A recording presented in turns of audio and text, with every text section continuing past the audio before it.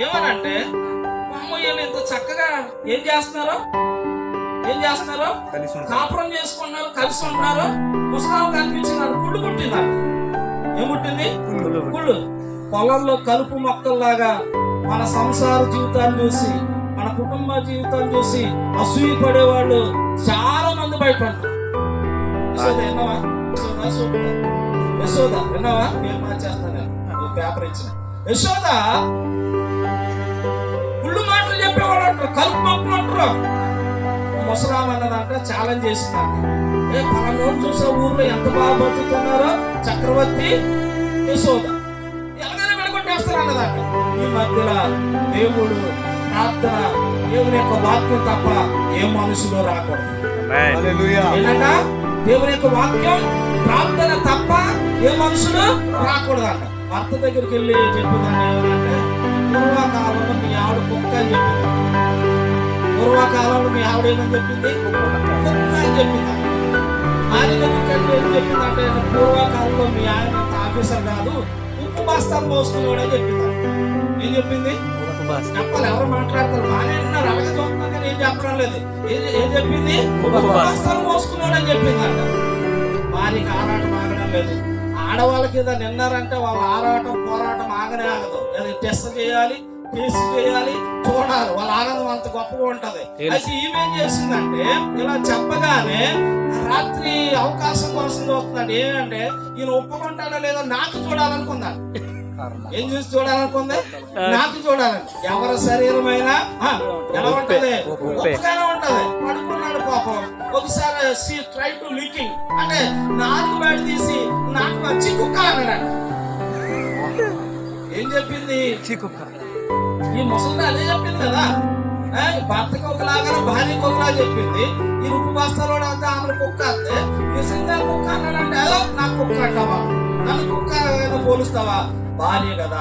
దేవుని యొక్క వాక్యం సెలవిస్తుంది సహచరుని, ఎందుకంటే పక్కట ఎముకలోంచి దేవుడు తీసాడు. గొప్ప విషయం ఏంటంటే ఏ ఎముకను తీసినా అది మళ్ళీ ఎదగదంట. పక్క ఎముకలు తీస్తే అది ఎదుగుతుందంట. అందుకనే భార్య ఎముకలో నుంచి తీయబడిన వాక్యం ఏం చెప్తున్నాను, కొన్ని విషయాల వాళ్ళు గట్టిగా ఉంటారు, కొన్ని విషయాల వాళ్ళు తక్కువగా ఉంటారు. ఎప్పుడు ఏడుస్తారో తెలవదు, ఎప్పుడు నవ్వుతారో తెలవదు, ఎప్పుడు కావాలంటారో తెలవదు, ఎప్పుడు వద్దంటారో తెలవదు, ఎప్పుడు బయటకు వెళ్దామంటారో తెలవదు, ఎప్పుడు ఇంట్లో ఉన్నామన్నదే తెలియదు. అంటే భార్య యొక్క అక్కడ వాక్యం సెలవిస్తుందంటే బలహీన ఘట్టము అని వాక్యం సెలవిస్తుంది.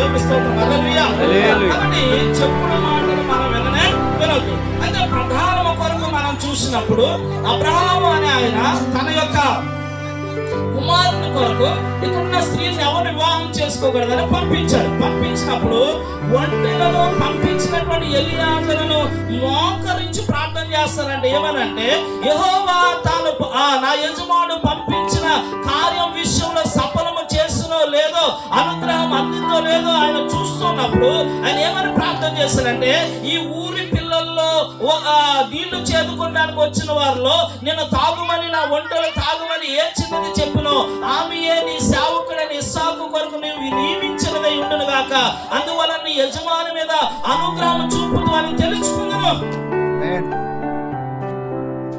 సాయంత్రం ఏం చేస్తారు? యశోదను ఇక్కడి నుంచి ఏం చేస్తారో పంపిస్తారు. వివాహం అనేది మనుషుల చేత ఏర్పాటు చేయబడింది కాదు, వివాహం అనేది దేవుని చేత ఏర్పాటు చేయబడింది. కాబట్టి ఎవరు ఎక్కడ జతపరచబడాలో, ఎక్కడి నుంచి ఎవరు జతపరచబడాలో దేవుడు ఏర్పాటు చేసేది. కొన్నిసార్లు మనము కూడా ఏర్పాటు చేసుకునే వారు ఉంటాం.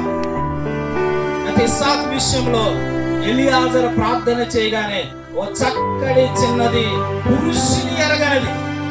వివాహానికి ముందుగా ప్రతి ఒక్కరు ఎటువంటి జీవితం కావాలని వాక్యం సెలవిస్తుందంటే పరిశుద్ధమైన జీవితము కలిగి ఉండాలని వాక్యం సెలవిస్తుంది. ఆ చిన్నదంట నీళ్లు తోడి వాళ్ళకి ఇచ్చిందంట. ఎందుకంటే వాక్యంలో చూసినప్పుడు విధేయత కలిగిన చిన్నది. చివరిగా వాళ్ళు ఒక మాట మాట్లాడతారు. చాలా విషయాలు ఉన్నాయి, చెప్పడానికి టైం లేదు కాబట్టి నేను ముగిస్తూ ఉన్నాను. ఆది కాండము చూడండి, 24వ అధ్యాయము 60 వచనం చూద్దాం. ఆది కాండము 24వ అధ్యాయం 60 వచనం. వారు రిబ్కాతో మా సహోదరి ఈ వేళ వెలకు తల్లి వదులు గాక, నీ సంతతి వారు తమ మగవారి గమని స్వాధీనపరచుకుందరు గాకని ఆమెను దీవింపగా. దేవుని స్తోత్రం. హల్లెలూయా. చక్రవర్తిని యశోదాను దేవుడు దీవించిన గాక. రెబెకాను ఆశీర్వదించినట్లుగా వాక్యం ఉన్నది. ఇవ్వడానికి అన్ని ఇస్తూ ఉంటాం, అన్ని తేవడానికి అన్ని తీసుకొస్తా ఉంటారు. సాయంత్రం అన్ని జరుగుతాయి, కానీ రోజు అన్ని జరిగే కాదు. ఈ పెళ్లికి వచ్చిన వాళ్ళందరూ రోజు ఉండేవాళ్ళం కాదు, మేమందరూ వెళ్ళిపోతాం. నీకు తోడుగా ఉండేది యేసుప్రభు, నీకు తోడుగా ఉండేది దేవుని యొక్క వాక్యం, నీకు తోడుగా ఉండేది నీవు నేర్చుకున్నటువంటి ప్రార్థన. కాబట్టి దేవుల్లో కట్టబడాలి, నీ కుటుంబాన్ని కట్టుకోవాలి.